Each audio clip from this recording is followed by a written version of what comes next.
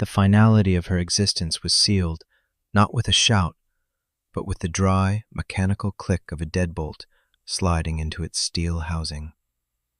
One moment, Elara was a ward, a number, a line item in a state budget. The next, she was nothing but a young woman standing on the wrong side of the only door she had ever known. The cold morning air, a sudden, unwelcome stranger against her skin. The sound was a punctuation mark at the end of a long, joyless sentence, an absolute severance from the gray walls and the scent of disinfectant that had defined the first 18 years of her life. She was an adult now, a designation that felt less like a promotion and more like an eviction into a world that was vast, indifferent, and already turning its back on her. The wind whipped a strand of her dark hair across her face, a careless flick from a world that did not know her name and had no intention of learning it. In her hand, she clutched the entirety of her worldly inheritance, a parting gift from the institution that had raised her, but never loved her. It was a thin manila envelope, cold and impersonal. The bursar, a man with a face like worn linoleum, had slid it across his desk with an air of profound disinterest, his duty discharged. Inside, she found $112 in worn bills, a sum so meager it felt more like an insult than a lifeline. Alongside the cash was a brittle, yellowed deed, its creases threatening to dissolve into dust. It granted her ownership of a piece of land far to the north, in a place called Whisperwind Ridge, a name that sounded like a poet's fancy for desolation. The bursar had chuckled, a dry, rattling sound. A foolish folly, her great-grandfather's legacy, he had called it, a worthless patch of rock and ruin left to the last of his line. The final item was a single, heavy key, its iron body pitted with rust, its design ornate and ancient. It felt cold and final in her palm, the key to a kingdom of nothing.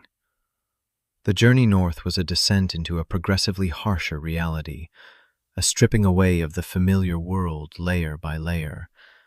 It began with a rattling bus that smelled of diesel fumes and damp wool, its windows weeping with condensation that blurred the passing landscape into a smear of greens and grays. Each stop saw the world outside grow sparser, the towns smaller, the trees more gnarled and bent by some unseen force. The bus eventually surrendered her to a desolate depot where the wind had a sharper, more serrated edge. From there, a sputtering mail truck, driven by a man who offered no words, only a curt nod, took her deeper into the foothills. Finally, he stopped where the gravel road gave up its fight against the wilderness, pointing a gloved finger up a barely discernible track that vanished into the bruised purple of the mountains. The final leg of the journey was on foot, a long, arduous climb that stole the breath from her lungs and leached the warmth from her bones. The air grew thin and crystalline, and the silence was a living thing, broken only by the shriek of the wind and the crunch of her worn boots on the frozen earth. When she finally crested the last rise, the sight that greeted her was a monument to failure, a testament to decay far more absolute than the bursar's casual mockery had suggested. Whisperwind Ridge was not a property. It was a wound in the landscape. The ruin of the house was a skeletal husk, its roof long since surrendered to the elements, its remaining walls like broken teeth gnashing at the sky. A great stone chimney listed at a drunken angle, a tombstone for a hearth that had died a century ago.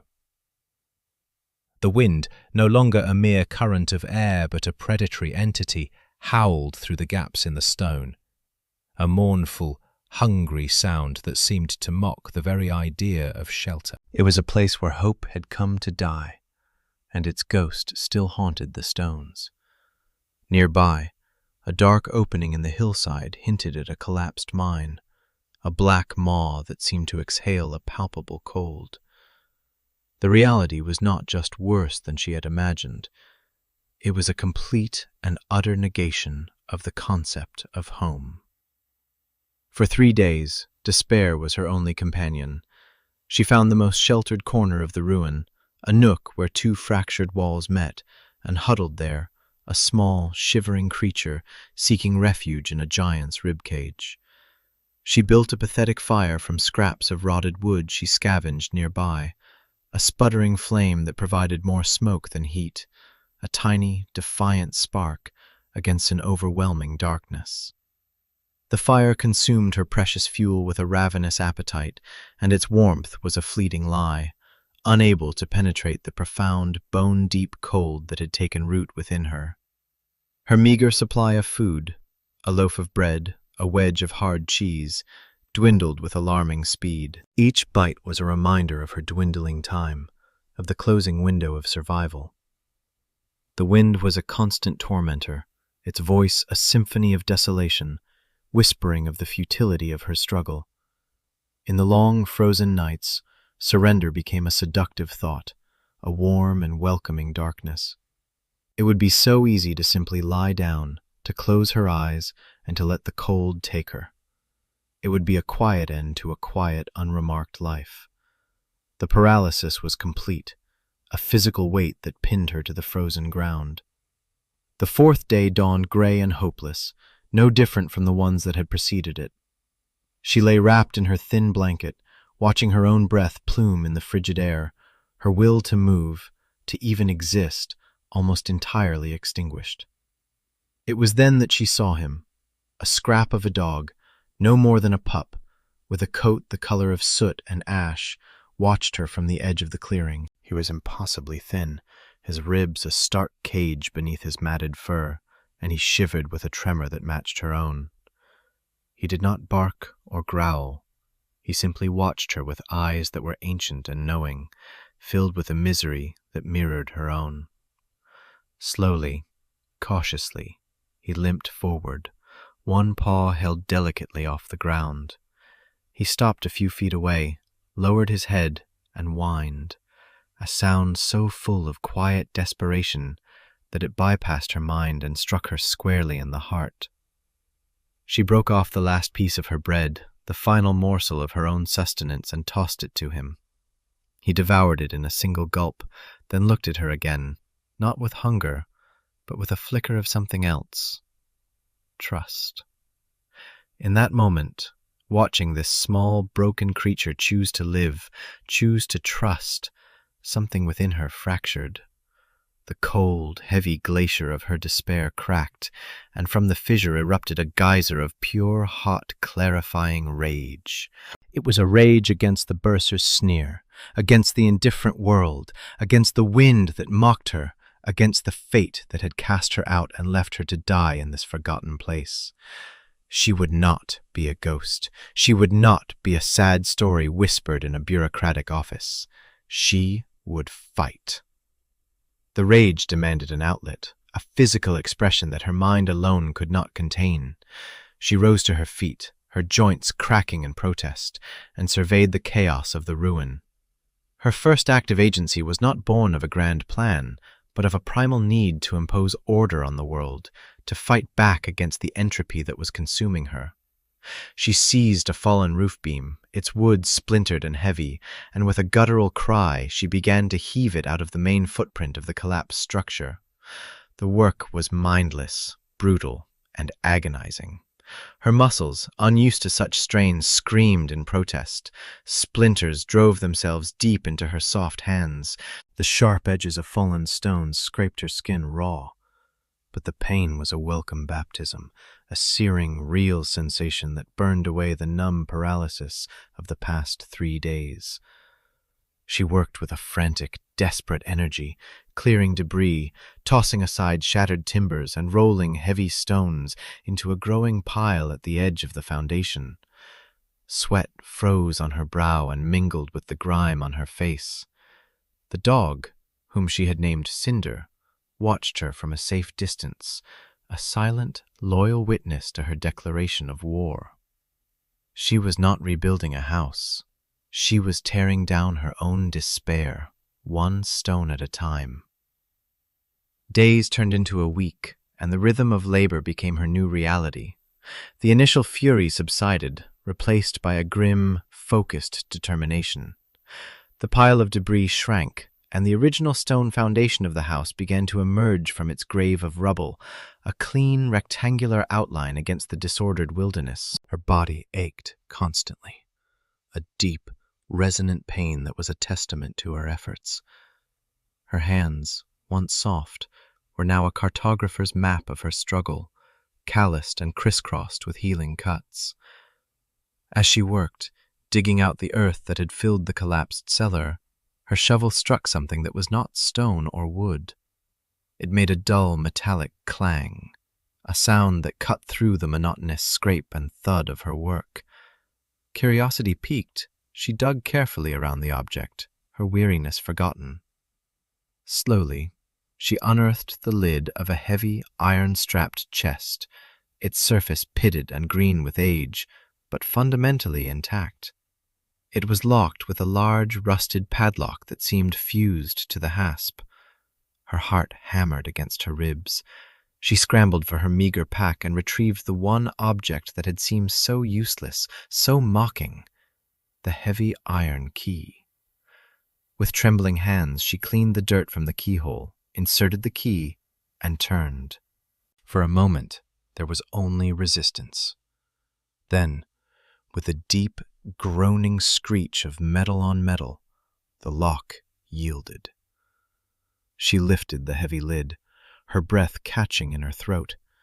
The air that rose from the chest was dry and cool, smelling faintly of leather and paper and time itself. Inside, nestled in what was once a protective oilcloth, lay a thick, leather-bound journal and a collection of rolled schematics tied with a faded ribbon. The paper was fragile, the ink a sepia brown, but the handwriting was clear and precise, a testament to a deliberate and patient mind. She opened the journal, her dirty fingers tracing the name inscribed on the first page. Ethelbert, her great-grandfather. As she began to read, the world of the ruin fell away, replaced by the voice of a man she had never known, a voice that spoke to her across a century of silence. He was not a fool, as the bursar had claimed. He was a visionary, a scientist and engineer born 100 years too soon. A man who had seen the world not as a thing to be conquered, but as a system to be understood and partnered with. He wrote of thermodynamics, of thermal mass, of the slow, patient dance of energy between the earth and the air.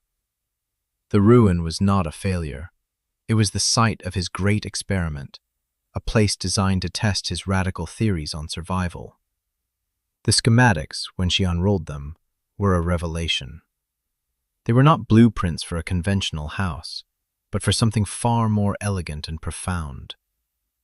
Ethelbert had designed what he called the Athelberg system, a two-part marvel of passive engineering. The first component was a massive high-mass masonry stove, a Kachelofen, built into the central chimney. It was designed not for a constant roaring fire, but for a single, hot, efficient burn each day. The immense thermal mass of the stone and brick would absorb the heat and then radiate it slowly and evenly for the next 24 hours, creating a stable, comfortable environment with a fraction of the fuel a normal stove would consume.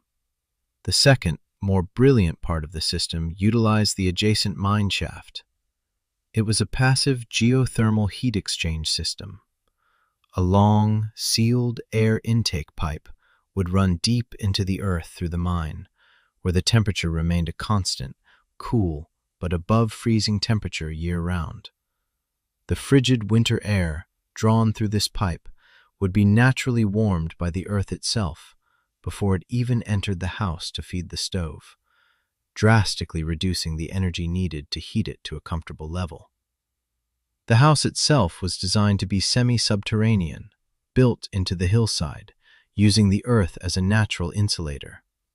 It was a fortress against the cold, a structure that did not fight the winter, but harmonized with it. Her inheritance was not a pile of rocks. It was a blueprint for survival, a legacy of quiet, patient wisdom. The discovery transformed her. The mindless labor of clearing debris was replaced by a new, audacious purpose. Her plan was no longer to merely survive the coming winter, but to resurrect her great-grandfather's vision, to build his masterpiece. She was no longer a victim of circumstance, but an agent of a forgotten genius. The journal became her Bible, the schematics her guide. She studied them until she understood every line, every notation, every principle of airflow and heat retention. The work that lay before her was immense, a task that would have seemed impossible only weeks ago. She needed fire bricks, mortar, flue pipes, and sheet metal, materials her $112 could not possibly cover. Her path was clear. She had to go to the town, the one she had passed through on the mail truck, a place called Havenwood. She packed the last of her scavenged food, secured the journal and schematics in her pack, and with Cinder trotting faithfully at her heels, she began the long walk back down the mountain, her steps now filled with a focused intensity that bordered on defiance. Her arrival in Havenwood was met with a mixture of curiosity and suspicion. She was a ragged, gaunt figure, her face smudged with dirt, her clothes torn and stained from weeks of hard labor. Her eyes, however, burned with a new fire that made people look away. They saw a wild thing, a creature of the mountains, not a young woman in desperate need. She ignored their stares, her focus singular. She found the town's general store, a sprawling wooden building with the words Blackwood's Provisions painted in faded letters above the door. The interior smelled of sawdust, leather, and coffee, a scent of civilization that felt alien after her time on the ridge. Behind the counter stood a man who seemed as old and weathered as the building itself, his face a roadmap of deep lines, his eyes a pale, skeptical blue. This was Silas Blackwood. She approached the counter and laid out her list, her voice quiet but firm.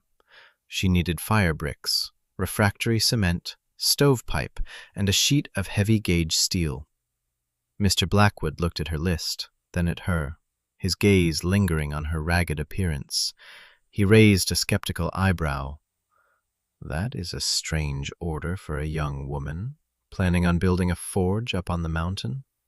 His voice was a low gravel, not unkind, but deeply doubtful.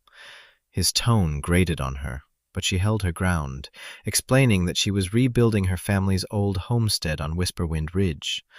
At the mention of the name, a shadow of pity crossed his face, followed by a flicker of something else. "That place is a death trap, a fool's errand. You will not last the winter up there." As he tallied the cost of her supplies, the number grew far beyond the meager roll of bills in her pocket. The final sum was a death knell to her plans. She watched her dream begin to crumble, the hope that had carried her down the mountain evaporating in the warm air of the store. Just as she was about to turn away in defeat, a new voice boomed through the store, a voice thick with arrogance and self-importance. "Well, well, Silas, what have we here? A mountain scavenger?" A portly man with a florid face and a finely tailored wool coat stepped forward. This was Mr. Thornton, the town councilman and largest landowner in the county. He plucked the list from the counter, his lips curling into a sneer as he read it. "Fire bricks? Stovepipe? Child, you are going about it all wrong. Brute force, that is what the mountain respects. Insulation and a good cord of wood for a proper cast-iron stove. That is how a sensible person prepares." He looked her up and down, his eyes lingering on her with open contempt. "You will be dead before the first snow." A tragedy, of course, but a predictable one. He tossed the list back onto the counter, the gesture a clear dismissal of her and her foolish plans. His words were meant to be a crushing blow, a final verdict from the voice of established authority. But instead of shame, Elara felt her resolve harden into something cold and unbreakable, like iron quenched in ice. The public humiliation was a crucible, burning away her last vestiges of doubt.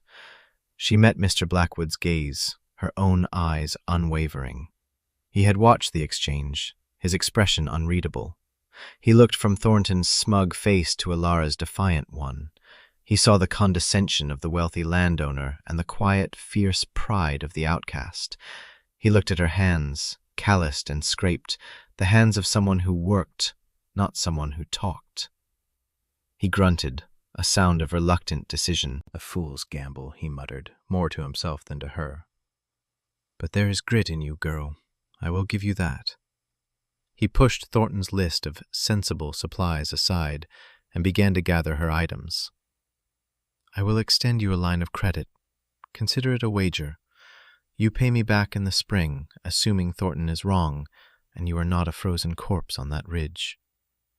It was not an act of charity, but an investment in her tenacity, a bet placed on her spirit against the smug certainty of conventional wisdom. For Elara, it was more valuable than gold. It was the first time in her life that anyone had looked at her and seen not a victim, but a fighter.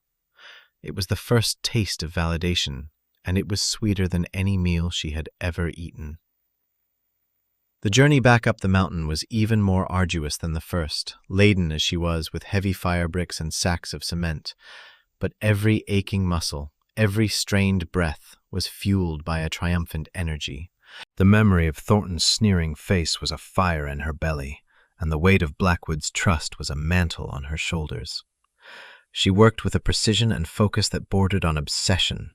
Following Ethelbert's diagrams, she laid the foundation for the masonry stove, her hands learning the language of mortar and brick. She was not just a laborer now. She was an artisan, a builder, an engineer resurrecting a lost art. She rebuilt the collapsed section of the chimney, lining it with a new flue. She carefully constructed the labyrinthine inner channels of the stove, the smoke paths designed to extract every last calorie of heat from the fire before venting it to the outside. She sealed the semi-subterranean walls, chinking the stones with mortar, making the structure airtight. The most difficult part was installing the geothermal intake, a long, heavy pipe she had to maneuver into the dark maw of the old mine shaft, securing it deep within the earth's embrace. Cinder was her constant shadow, a quiet, reassuring presence as she toiled from dawn until dusk, her world shrinking to the task at hand, her great-grandfather's words her only guide. As autumn bled its last colors onto the mountainside, and the first frosts silvered the ground, news began to trickle up from Havenwood, carried by the occasional hunter passing through the lower trails. A storm was coming.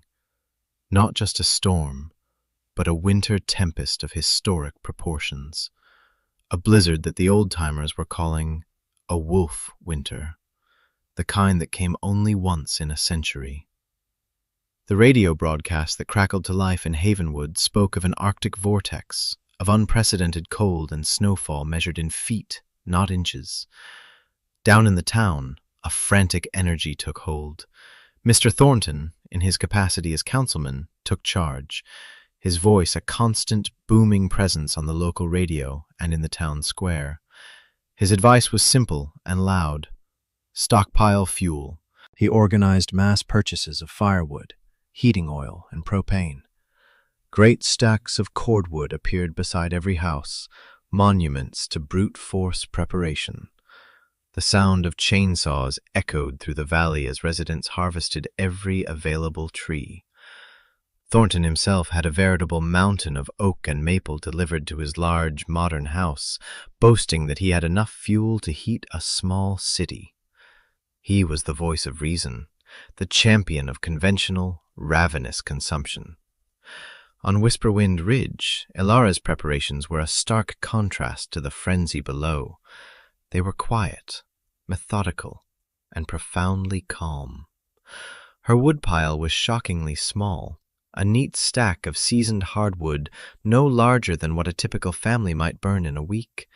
It was all she had been able to harvest and cure in the limited time she had, but according to Ethelbert's calculations, it would be more than enough. Her final days before the storm were spent on the details, sealing the last drafty seam around a window frame, checking the damper on the stove, and ensuring the geothermal intake was clear of debris. On the day the sky turned a bruised, ominous gray, and the wind fell into a dead, expectant silence, she performed the final, crucial act. She built a single, intensely hot fire in the heart of her newly constructed masonry stove. The fire roared for 3 hours, consuming a third of her woodpile. She watched the temperature gauge she had installed on the stove's massive stone face climb steadily. When it reached its peak, she choked the fire, sealed the airtight door, and closed the flue damper. The heart of her home was now charged, a massive battery of thermal energy. Then, she did the only thing left to do. She brought Cinder inside, barred the heavy wooden door she had built, and waited. The storm arrived not with a roar, but with a whisper. A few snowflakes, then a flurry. Then the world outside her small window dissolved into a churning, blinding wall of white. The wind, which had been silent, awoke with a savage fury, a physical presence that slammed against the stone walls of her shelter. It shrieked and howled, a beast of unimaginable power trying to claw its way inside. But inside, there was only a profound and gentle silence. The half-buried structure did not shudder or groan. It was an anchor sunk deep into the mountain, oblivious to the tempest on the surface. The true miracle, however, was the warmth. It was not the dry, scorching heat of a conventional stove, but a soft, pervasive, radiant warmth that seemed to emanate from the very stones around her. The surface of the masonry stove was not hot to the touch, but it poured heat into the small space in a steady, silent wave. The air was fresh and clean, drawn from deep within the earth, pre-warmed and free of the smoke and drafts that plagued a normal house. She sat in a simple wooden chair, the journal of her great-grandfather open in her lap, Cinder asleep at her feet, and she was enveloped in a cocoon of absolute peace and security. She was not merely surviving the storm, she was thriving within its heart. Down in Havenwood, the Wolf Winter was a siege. Thornton's brute force strategy began to fail almost immediately. The modern, poorly insulated houses were thermal sieves, bleeding heat into the ferocious cold as quickly as it could be generated. The cast-iron stoves, which required constant feeding, became ravenous gods, devouring the great woodpiles at an astonishing rate. Families huddled around them, roasting on one side and freezing on the other, the air thick with smoke from poorly drawing flues. The power grid, overloaded and assaulted by ice-laden branches, failed on the first night, plunging the town into a deeper, more primitive darkness. The oil and propane furnaces fell silent. Pipes began to freeze, then burst. Thornton's own grand house, with its large picture windows, became an icebox. His boasts about his mountain of firewood turned to ash in his mouth, as he realized he would burn through it in a week, not a winter. Fear, cold, and a desperate struggle for survival became the new reality. The town, which had followed the loudest voice, was now paying the price for its foolish, arrogant wisdom, trapped in a cold hell of its own making. The storm raged for 4 days and 4 nights. In her shelter, Elara's routine was one of quiet contentment. She ate her meals, read Ethelbert's theories on agriculture and water conservation, and slept soundly, wrapped in the unwavering warmth of her home. The temperature inside never wavered, a testament to the elegant genius of a forgotten design. On the 5th day, she awoke to an unfamiliar sensation: silence. The wind had died. The world was utterly still. She unbarred the heavy door and pushed it open, the new fallen snow tumbling inside. The sight that met her eyes was one of impossible beauty and lethal power. The world had been remade in white. Snow was drifted 10 feet deep against the walls of her shelter, and the landscape was a soft, featureless expanse under a sky of brilliant, crystalline blue. The only sign of her own existence was a thin plume of heat haze rising from the very top of her chimney pipe, and a small, circular area of melted snow directly above the geothermal intake, a subtle testament to the warm breath of the earth below. She stepped out into the pristine, frozen world, not as a weary survivor emerging from a battle, but as a queen surveying her silent, conquered kingdom. It took another 2 days for a rescue party to be organized in Havenwood. The town was a wreck, its people exhausted, frostbitten, and demoralized. Their first priority had been to check on the elderly and the vulnerable within the town limits. But eventually, their thoughts turned to the strange, ragged girl who had gone up the mountain. Mr. Thornton, his authority in tatters and his own home a disaster, insisted on leading the party, perhaps hoping to salvage some shred of his reputation by discovering her tragic but predictable demise. Silas Blackwood, his face grim, insisted on coming along, driven by a sense of responsibility for the credit he had extended, for the wager he had made. They trudged through the massive drifts on snowshoes, the journey a grueling ordeal. As they approached Whisperwind Ridge, they saw no smoke, no sign of life, and a grim certainty settled over the party. They were here to recover a body. As they got closer, however, Blackwood noticed something strange, a faint, shimmering distortion in the air above the stone chimney, a heat haze. It was impossible. Then Thornton pointed, his voice incredulous, at a patch of bare, damp earth near the old mine entrance, a perfect circle of green in a world of white. They reached the structure, a low-slung fortress of stone, half buried in a snowdrift, its door cleared. Thornton pounded on the heavy wood, shouting her name. The door swung open. Elara stood there, calm and healthy, holding a cup of steaming tea. Behind her, Cinder wagged his tail. The party of men, bundled in layers of wool and down, their faces raw from windburn, were hit not by a wave of cold, but by a wall of impossible, gentle warmth that billowed out from the doorway. They stared dumbfounded into the small, brightly lit interior, a haven of comfort and peace in the midst of a frozen wasteland.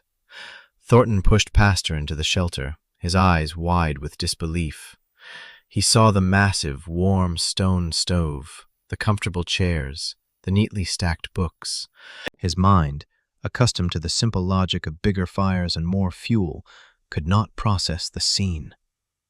How? The word was a choked whisper, a surrender of his entire worldview. How is this possible? You have barely any wood. There is no roaring fire. It makes no sense.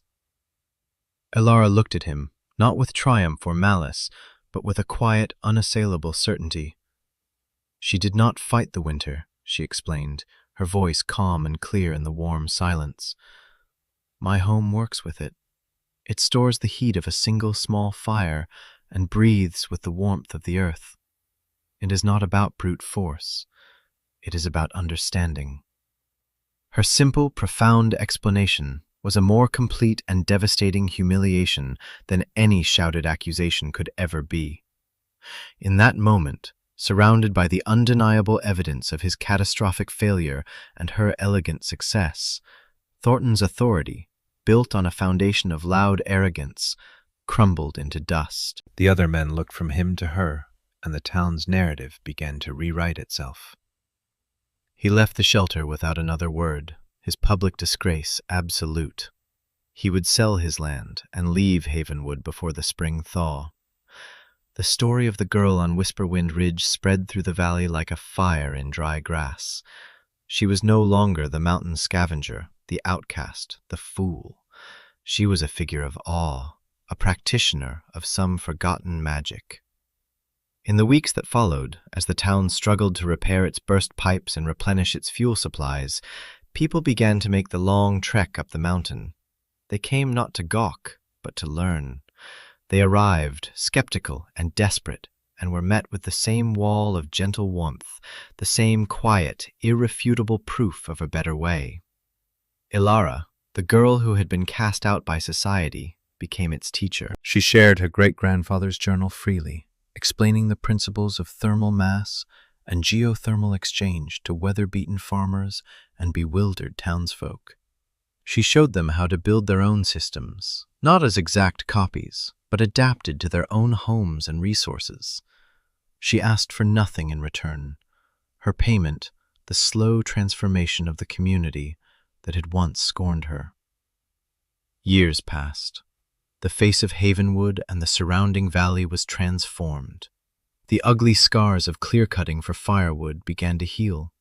The great, wasteful piles of cordwood vanished, replaced by smaller, more efficient masonry stoves built into the hearts of the old farmhouses. The harsh, brutal winters were no longer a season of struggle and fear, but a time of quiet security and peace. Whisperwind Ridge became a place of pilgrimage, her home a living museum and a school. Elara, no longer the gaunt girl but a strong, confident woman, became the quiet matriarch of the region, a living legend whose wisdom was sought on all matters, from building to planting. She was the custodian of Ethelbert's legacy, the woman who had listened to the wisdom of the past and, in doing so, had secured the future. She had been left for dead on the trail to nowhere, only to find a home built not of stone and wood, but of forgotten knowledge and unbreakable resilience.